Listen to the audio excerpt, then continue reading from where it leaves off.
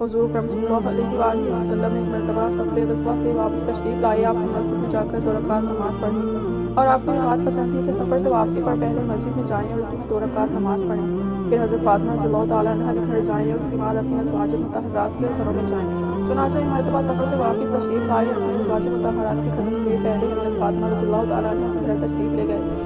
تو حضرت فاطمہ رضی اللہ تعالیٰ عنہا نے اپنے گھر کے دروازے پر آپ صلی اللہ علیہ وآلہ وسلم کا استقبال کیا اور آپ کے چہرہ انور اور آنکھوں کا بوسہ لینے لگی اور رونے لگی۔ تو حضور اکرم صلی اللہ علیہ وآلہ وسلم نے استفسار کیا، کیوں روتی ہو؟ انہوں نے عرض کیا، یا رسول اللہ صلی اللہ علیہ وآلہ وسلم، آپ کی حالت دیکھ کر رو رہی ہوں کہ آپ کا رنگ سفر کی مشقت کی وجہ سے بدل چکا ہے اور آپ کے کپڑے پرانے ہو گئے ہیں۔ یہ سن کر آپ نے فرمایا، اے فاطمہ